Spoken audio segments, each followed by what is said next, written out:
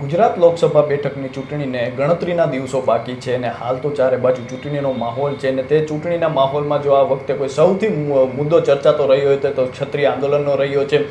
ગુજરાતની 26માંથી 25 બેઠકો પર ચૂંટણી યોજાવા જઈ રહી છે. 7 તારીખે ચૂંટણી છે અને ત્યારે હાલ તો ગુજરાતમાં જે છે ક્ષત્રિય સમાજનું જે આંદોલન છે તે પણ ચરમસીમા પર છે. ત્યારે હાલ આ આંદોલનને લઈને તો શું સ્થિતિ છે અને શું આંદોલન કઈ દિશા તરફ જઈ રહ્યું છે તેની ચર્ચાને લઈને આપણી સાથે વરિષ્ઠ પત્રકાર સુનિલ જોશી સર જોડાઈ ચૂક્યા છે. તો આવો તેમની સાથે જ સીધી વાત કરીએ. વાત ગુજરાતી પર. સર, સૌપ્રથમ તો વાત ગુજરાતીમાં આપનું ખૂબ ખૂબ સ્વાગત છે. સર, શું કહેશો કે આપણે જોયું કે એક બાજુ ચૂંટણીનો માહોલ છે અને આ વખતે આપણે જોઈએ તો જો સૌથી ચર્ચાસ્પદ મુદ્દો રહ્યો હતો તો ક્ષત્રિય સમાજનું જે આંદોલન છે તે રહ્યો છે. પાર્ટ 1 જોયું, આપણે અત્યારે પાર્ટ 2 જોઈ રહ્યા છીએ. તો સર, અત્યારે આંદોલન કેવું, કઈ દિશા તરફ લાગે છે તમને? સૌપ્રથમ તો ગુજરાતનું આખું રાજકીય હવામાન જોઈ તો જ્યારે આ ક્ષત્રિય જે આંદોલન છે એનો મુદ્દો નહોતો ત્યારે કોઈને કોઈ રીતે ભારતીય જનતા પાર્ટી માટે આખી ચૂંટણી છે એક કેટવોક હતી કે સવાલ એટલો જ હતો કે કેટલી લીડથી જીતાય. એવો કોઈ મુદ્દો જ નહોતો કે ભાઈ આ ચૂંટણીમાં આવો કોઈ મુદ્દો આવી શકે. એટલે એક તો આકસ્મિક એ મુદ્દો આવી ગયો છે અને રૂપાલા સાહેબની એક ભૂલથી મુદ્દો વિરોધ પક્ષોને મળી ગયો. ક્ષત્રિય સમાજે એને સંવેદનશીલતાથી લીધો અને ક્ષત્રિય સમાજની સંવેદનશીલતા સામે તમામ સમાજે મૌન સેવ્યું છે, કારણ કે એ મુદ્દામાં ક્યાંક એમના આત્મસન્માનની વાત છે.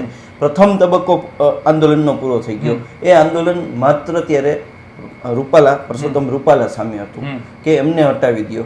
ભારતીય જનતા પાર્ટીએ સ્ટેન્ડ લીધું કે અમે અમારા ઉમેદવારને નહીં હટાવી, તમે માફી આપી દો. પણ એ બંને સ્ટેન્ડ પછી કોઈ એમાં ડિફર ન થયા અને પરિસ્થિતિ આજે એ થઈ છે કે ક્યાંક ને ક્યાંક એ આંદોલન હવે ભારતીય જનતા પાર્ટી સામે વહી ગયું છે. હું એને એ રીતે જોઈ રહ્યો છું. અને બીજા તબક્કાના આંદોલનમાં તમે કીધું કે ચરમસીમા એ નથી એવું, પરંતુ એ છે ને સ્કેટર્ડ, જ્યાં જ્યાં ફેલાયેલું છે એ આંદોલન. દરેક જિલ્લાઓમાં એની પેનિટ્રેશન છે એ ઓછું વધતું છે, પરંતુ છે. દાખલા તરીકે તમે સુરેન્દ્રનગર જિલ્લાની વાત કરો તો ત્યાં ક્ષત્રિય વસ્તી વધારે છે, તો દૂર દરાજના ગામડાઓમાં શેર કરતા એ આંદોલન વધારે ફેલાયેલું છે. ત્યાં સભા નથી થઈ શકતી, ત્યાં કોઈ સભા નથી થઈ શકતી. અને બીજો એક પ્રશ્ન એ આવ્યો છે સૌથી મોટો કે જે વિસ્તારમાં આ આંદોલન ચાલશે ત્યાં મતદાનની પેટર્ન શું હશે, એ સૌથી ચિંતાનો વિષય છે. એટલે સર, હવે આપણે જોઈએ તો આ આંદોલન જે છે શરૂઆતમાં જે છે તમે કહ્યું રીતે રૂપાલા સામે હતું, હવે ભાજપ સામે છે. અને આપણે જોઈએ તો એક બાજુ સંકલન સમિતિ છે તે કહી રહી છે કે આમાં આંદોલન જે છે હજી ચાલુ જ રાખશું. એક બાજુ પદ્મિનીબા વાળા છે જે શરૂઆતથી આંદોલન કરી રહ્યા છે, તે અત્યારે સંકલન સમિતિ પર પ્રશ્ન ઉઠાવી રહ્યા છે. ક્યાંક ને ક્યાંક જે તેમના પણ નિવેદનો જે છે અલગ હોય છે. અને પછી ગ્રાઉન્ડ પર આપણે જોઈએ તો ગ્રાઉન્ડ પરથી પણ અલગ અલગ જે છે દ્રશ્યો સામે આવતા રહે છે. જે યુવાનો છે તે ઉગ્ર વિરોધ દર્શાવી રહ્યા છે ક્યાંક ને ક્યાંક. તો સર, આને કઈ રીતે જોઈ રહ્યા છો? હું માનું છું કે આ આંદોલન છે ને એક સમિતિ છે એના હાથમાં નથી રહ્યું. સમિતિના આગેવાનો પણ કહેતા રહ્યા છે કે ભાઈ અમે કદાચ એમ તમને માફી આપી દઈ ને તો અમારો સમાજ માફ કરે એમ નથી. આ છે ને તલવાર છે ને મ્યાનમાંથી નીકળી ગયેલી તલવાર છે, કારણ કે એ સંવેદનશીલતા સાથે અને એમાં કોઈ જેને કહે ને કે સામા પૂરે તરવા કોઈ તૈયાર નથી. સમાજની લાગણીનો એવો મુદ્દો છે, એ સેન્સિટિવ મુદ્દો છે. એટલે હવે એના જે રાજકીય રંગો છે એ કદાચ ઓછા થઈ ગયા હોય. તમે આંદોલનની તીવ્રતા જુઓ તો જે 2-3-4 લાખની મેદની વાળું જે થયું એ પછી એવો કોઈ ઇવેન્ટ નથી થયો. હવે આંદોલન છે એ સ્વયંભૂ ચાલે છે અને જે તે વિસ્તારોમાં ચાલે છે. તો હું એવું માનું છું કે આ આંદોલન ચૂંટણી પૂરી થશે ત્યાં સુધી ચાલશે અને એની અસર છે મતદાન થયા પછી કેવા મતદાનની પેટર્ન થાય છે એના ઉપરથી ખ્યાલ આવશે. બીજો, ક્ષત્રિયના મત ઓછા છે એવું બધા કહે છે કે એ આ ચૂંટણી હરાવી શકે કે જીતાડી શકે એવી ડિસિઝિવ ફેક્ટરમાં નથી, પણ એક પરસેપ્શન ઊભું થાય છે કે સરકાર સામે કોઈ એક સમાજનો વિરોધ છે અને એની આડમાં જે રાજકારણ રમાય છે અસંતુષ્ટોનું, એ મારી દ્રષ્ટિએ સૌથી મોટી બાબત એ છે કે અંડરલેયર આખી વસ્તુઓ છે. તો ક્ષત્રિય આંદોલનને ક્યાંક ને ક્યાંક અગાઉ પણ મેં કહેલું કે ગુપ્તચરના પણ એવા રિપોર્ટ હતા કે આંદોલનને ક્યાંક ને ક્યાંક ભાજપમાં બેઠેલા જે અસંતુષ્ટો છે એ મદદ કરી રહ્યા છે. તો એ વસ્તુ ઓવરઓલ બધી ભેગી થઈ અને મતદાન ઉપર કેટલી અસર કરે છે એ જોવાનું રહ્યું. અલબત્ત હું કહું છું કે ભારતીય જનતા પાર્ટી ગુજરાતમાં ખૂબ જ મજબૂત છે અને એમણે જ્યારે રૂપાલાને અડીખમ રહેવાનું કીધું હોય ત્યારે પાર્ટીને ખબર હોય કે આપણી પાર્ટી અડીખમ છે, આપણા મતદારોનો બેઝ અડીખમ છે. તો એમાં જય પરાજયની વાત મોટાભાગની બેઠકો ઉપર ન આવે, પણ વાત આવે એ લીડની વાત આવે. લીડ ઓછી હોતી થાય ને એ કેટલી થાય છે એ ચૂંટણીની પેટર્ન પછી ખબર પડશે, મતદાન કઈ રીતે થાય છે ત્યાર પછી ખ્યાલ આવશે. સર, આપે જે રીતે વાત કરી કે લીડ પર પણ અસર થઈ શકે છે, તો સર કઈ કઈ બેઠકો એવી છે ગુજરાતની લોકસભાની કે જેમાં આ અસર થઈ શકે છે? સૌથી પહેલા સુરેન્દ્રનગરની બેઠક. સુરેન્દ્રનગર છે ને ગ્રામીણ અને શહેર બે વિસ્તારમાં વેચાયેલું છે. શહેરી મતદાર મસ્તો છે ને થોડો વેલ કનેક્ટ હોય અને એમાં એક ઇમ્પલ્સિવ હોય અને એક છે ને એ જેને આપણે રેશનલ કહી શકીએ, એ નિરીક્ષિત પારખતા હોય. કોઈ સમાજ છે એ બહેકાવામાં ન આવે કે કોઈ વ્યક્તિ બહેકાવામાં ન આવે. તો શહેરી મતદાર વેલ કનેક્ટ વેલ ઇન્ફોર્મ હોય તો એ બેલેન્સ મતદાન કરે તો એમાં કદાચ એટલું ન હોય. પણ ગામડાઓમાં જે છે, મારી પાસે ગઈકાલે રાત્રે એક વિડીયો આવેલો. એ વિડીયોમાં એક ગામમાંથી ભાઈ જે એના નેતા, ક્ષત્રિય નેતા, એમણે કીધું કે અમે 400 જણા અડધો કલાકના ફેરે ઋત્વિકભાઈ મકવાણા આવવાના હતા તો મળી ગયા, ભેગા થઈ ગયા અને 400 જણાની એ લોકોએ ઋત્વિકભાઈ સભા લીધી તો ત્યાં એમણે ઋત્વિકભાઈને ટેકો આપી દીધો. એ જે બતાવે છે ને એવી જે બાબતો થશે ને એ ઓવરઓલ એવી બેઠકને અસર કરશે. તો મને લાગે છે કે સૌરાષ્ટ્ર કચ્છમાં સૌથી વધારે અસર થવાની હોય ને તો એ આ બેઠક પર થવાની છે, ક્ષત્રિય આંદોલનની અને સુરેન્દ્રનગરની. અને એનું હું તમને એક ઇન્ડિકેટર આપી દઉં. વડાપ્રધાનની સભા જાહેર થઈ ત્યારે 2 મે પરમ દિવસે સૌરાષ્ટ્રના પ્રવાસ આવી રહ્યા છે, ત્યારે પહેલા જુનાગઢ જાહેર થઈ, પછી જામનગર જાહેર થઈ અને હવે સુરેન્દ્રનગર ત્રિમંદિર ખાતે મળવાની છે. તમે જો સી ધ ડેવલપમેન્ટ, આ ડેવલપમેન્ટ તમે નજરઅંદાજ ન કરી શકો. વડાપ્રધાન આખા દેશમાં સભાઓ કરતા હોય ત્યારે એમની પાસે સમય અને શક્તિ બેયનું નિયોજન કરવું પડતું હોય, પણ વડાપ્રધાનને સુરેન્દ્રનગરમાં એક સભા આપવી પડે છે તો એની પોપ્યુલારિટીનો ઉપયોગ કરવો પડશે અને જે કાંઈ સમાજને એ પોઝિટિવલી વાળશે. હવે બાકીનો સમય વયો ગયો છે, એની જે વડાપ્રધાનની લોકપ્રિયતા દ્વારા એ થોડું ડાયલ્યુટ કરવાની કોશિશ કરશે અને ઘરનો મામલો છે ને ઘરમાં પતી જાય એ રીતની એની જે બિટવીન ધ લાઇન્સ હશે એ ક્યાંક ને ક્યાંક એમાં અપીલ હશે તો એ થોડી પ્રેમભરી અપીલ હશે. અને એ એટલા માટે કે નહીંતર સુરેન્દ્રનગર બેઠક ઉપર વધારે નુકસાન થાય એવું મને લાગે છે.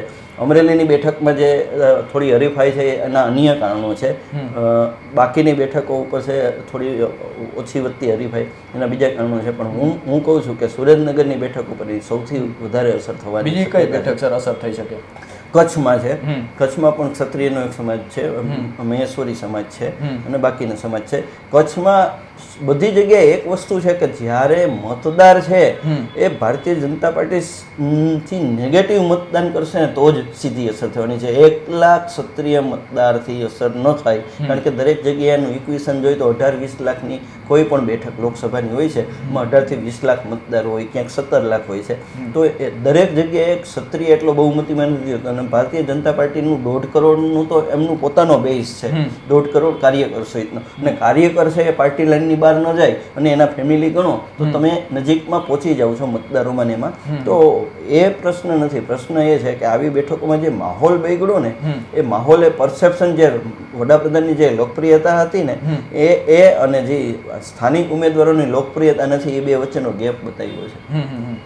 સર, અત્યારે આપણે જોઈએ તો આંદોલન જે છે ક્યારે તેનો મુદ્દો જે છે ઓલરેડી સળગેલો હતો ગુજરાતમાં આપણે જોઈએ તો, અને એના વચ્ચે જે છે એક કોંગ્રેસના જે રાહુલ ગાંધી છે તેમના દ્વારા જે છે એક નિવેદન આવ્યું અને તે ભાજપ માટે પણ હવે કાઉન્ટર મુદ્દો બની ગયો છે. ત્યારબાદ જે છે ભાવનગર આપમાંથી લડી રહેલા ઇન્ડિયા ગઠબંધન હેઠળ ઉમેશ મકવાણા છે તેમના તરફથી એક નિવેદન આવ્યું. તો સર હવે આ બધી વસ્તુ ઉપરથી ભાજપનું ડેમેજ કંટ્રોલ, તો આંદોલન ઉપર કોઈ અસર પડી શકે? પહેલી વસ્તુ તો રાહુલ ગાંધીની અપરિપક્વતાની અત્યાર સુધી લોકો છે ને ઈશારો કરતા હતા અને ભારતીય જનતા પાર્ટી ક્યાંક ને ક્યાંક ટોન્ટિંગ લેંગ્વેજમાં રાહુલ ગાંધી રાજકીય રીતે અપરિપક્વ છે એવું અનેક વખત અને કહેતા હતા. પણ રાહુલ ગાંધીએ આ બાબતમાં પુરવાર કરી દીધું કે આ નિવેદન કોઈ જરૂરિયાત નહોતી અને આ નિવેદન કર્યું. અને જેને પાર્ટી સ્પોઇલર શબ્દ આવે છે કે સરસ એક માહોલ બનતો હતો કોંગ્રેસના ઉમેદવારોને અને કોંગ્રેસના કાર્યકરોને મેદાનમાં જવાનું, કારણ કે સતત કોંગ્રેસ તૂટેલી હતી, ધારાસભ્યો જતા હતા, ભૂતપૂર્વ પ્રદેશ પ્રમુખો વયા ગયા, પાર્ટી એટલી નિરાશ હતી કે ઉમેદવાર શોધવા જવું પડે. એમાંથી પરિસ્થિતિ થઈ કે ઉમેદવારો સામેથી દોડીને આવવા માંડ્યા કે અમને ટિકિટ દો. અને જે પાર્ટી બની તેને પાર્ટી સ્પોઇલર કહેવાય. આ નિવેદન છે પાર્ટી સ્પોઇલરથી પાછળથી એમને સુધારો કરી લીધો અને કૃષ્ણકુમારસિંહજીનું જે કીધું અને વેલ ડેમેજ મેનેજમેન્ટ કર્યું.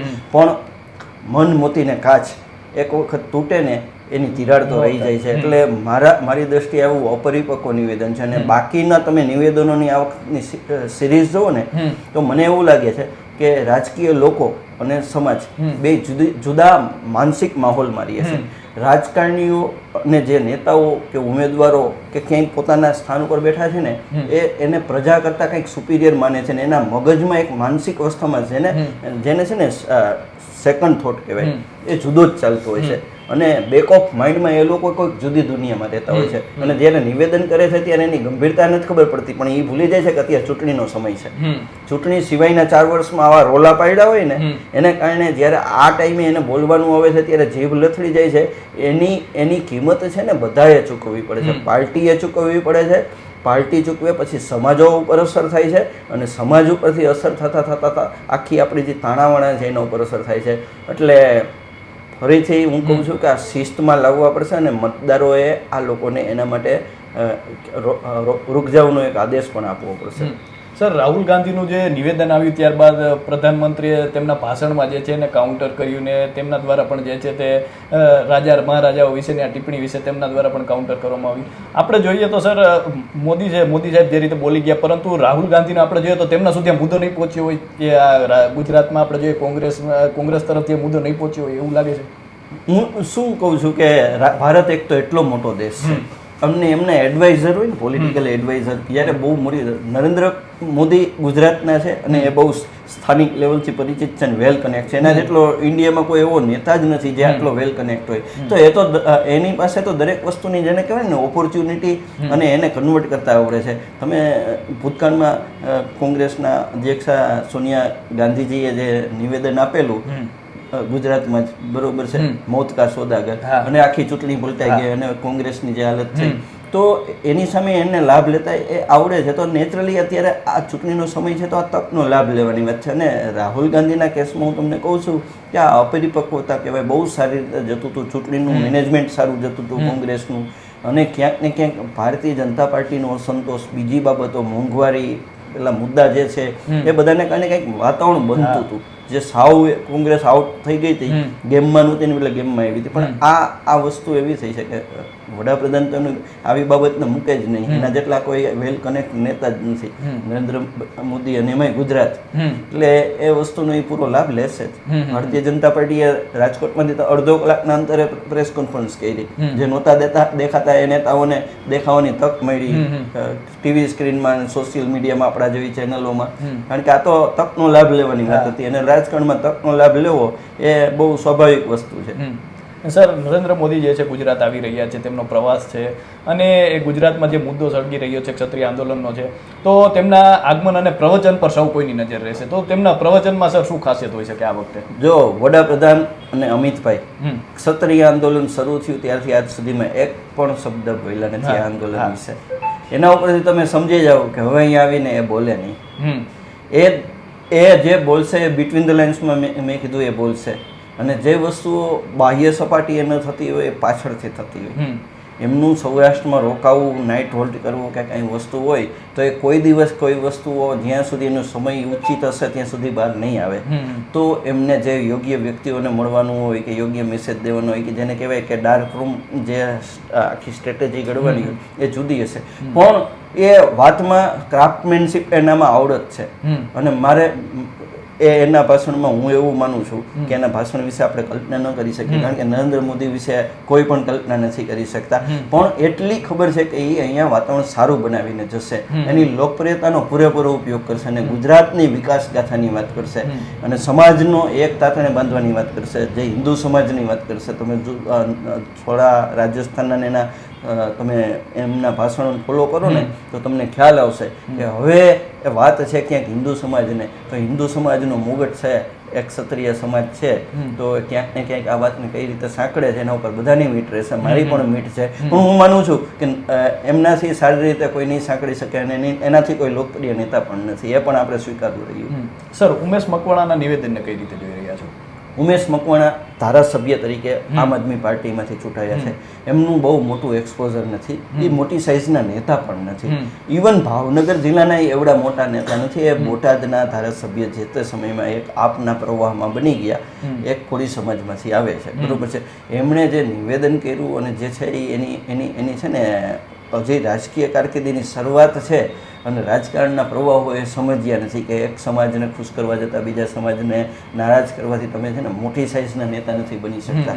આજે તમે ભારતીય જનતા પાર્ટીમાં જો અટલ બિહારી વાજપેયી વિરોધીઓ સાથે બેસી શકતા હતા. ઇન્દિરા ગાંધી સાથે એમના અંગત સંબંધ હતા. રાજીવ ગાંધી એમને વિદેશમાં સારવાર માટે સ્પેશિયલ મોકલે. તો જ્યારે તમારે સર્વપ્રિય નેતા બનવું હોય ને ત્યારે સર્વ સમાજને પ્રિય બનવું પડે. લોકપ્રિય નેતા અલગ વાત છે ને સનસનાટી અલગ વાત છે. તો હું માનું છું કે એણે એમની લોકપ્રિયતામાં ઘટાડો કર્યો છે ને ક્યાંક સમાજમાં એની અપરિપક્વતા અથવા ઉતાવળ છે એ પણ લોકોએ નોંધ લીધી હોય. કારણ કે આ નોંધ લેનાર છે એનાથી વડીલ વ્યક્તિ હોય, નાની વ્યક્તિ હોય, પોલિટિકલી છે માણસ, વેલ મેચ્યોર માણસો હોય, બધા જ એમની નોંધ લેતા હોય કે કઈ વ્યક્તિ કઈ રીતે જાય છે અને એ સમાજને કઈ રીતે આગળ લઈ જાય છે. તો મારી દ્રષ્ટિએ આવું નિવેદન છે એ એક જાતની છે ને ઉતાવળ કહેવાય.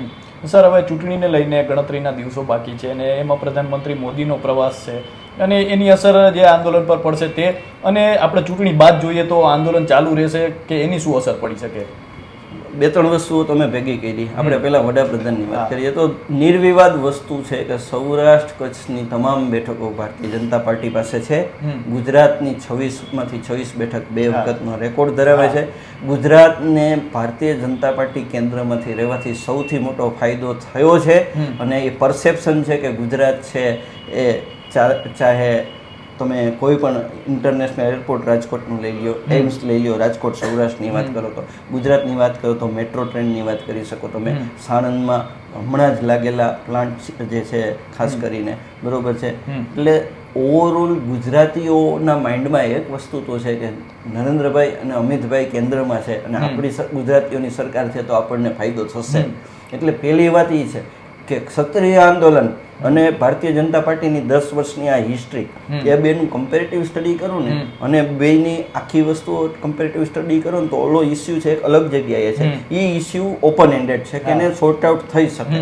અને આ કરેલી જે ઉપલબ્ધિ અને જે ભારતીય જનતા પાર્ટીની આઈડિયોલોજી અને નેટવર્ક, એ બેયનું જે કોમ્બિનેશન છે ને, એટલે એમાં આમ કોઈ દાખલા તરીકે આ ક્ષત્રિય આંદોલન નો તો કોઈ પણ પાનના ગલ્લે અથવા કોઈ તમે લિફ્ટમાં કે સોસાયટીના ચોરે કે ચોકે બેસીને કોઈને પૂછો ને તો એક 12મું ધોરણ ભણેલો કે થોડુંક અખબાર ને ચેનલો જોતો માણસ કહી દે કે ભાઈ 26 બેઠક ભારતીય જનતા પાર્ટીને. પરંતુ બદલાયેલા રાષ્ટ્રીય પ્રવાહો, બદલાયેલા ગુજરાતના પ્રવાહો અને બદલાયેલી આજની સ્થિતિ અને અસંતુષ્ટો, આ બધું થતાં થોડી પરિસ્થિતિમાં એક, હું હજી કહું છું ગેમ આવી છે, પરંતુ બીજેપી છે એ ગુજરાતમાં અત્યારે ઘણો ઉપર છે એનો હાથ. એટલે એકાદી બેઠકમાં ક્યાંય ચેલેન્જ આવી જાય તો વાત બરોબર છે. બાકી નરેન્દ્રભાઈ ગુજરાતનો પ્રવાસ કરે છે, એમના ભૂતકાળના પ્રવાસો પછી તમે વોટિંગ શેર જુઓ ને તો એ વોટિંગ શેરમાં ઘણો ફરક પડી ગયો છે અને ત્યાંના માહોલ બદલાઈ ગયા છે. અને એટલે જ તમે તારીખ જોવો એની, લાસ્ટ વીકમાં 5 દિવસ બાકી રહી છે, બીજી તારીખની જે સભાઓ થાય એનું કવરેજ 24 કલાકની લાઈવ ગણાય. 24 કલાકની કવરેજ લાઈવ.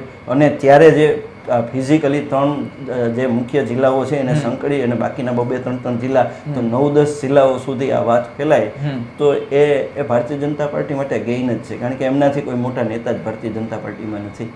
સર, આંદોલન ચૂંટણી પછી જો ચાલુ રહેશે તો શું અસર થશે? મને લાગે છે કે ચૂંટણી પછી આખા બધા પરિમાણો બદલાઈ જાય. કઈ સરકાર આવે છે, કઈ રીતે આવે છે. સ્વાભાવિક રીતે ભારતીય જનતા પાર્ટીની સરકાર આવે તો ચૂંટણી ન હોય તો બધા કોઈ એવું કોઈ પેલી ન હોય તો એના નિરીક્ષર તપાસી શકાય.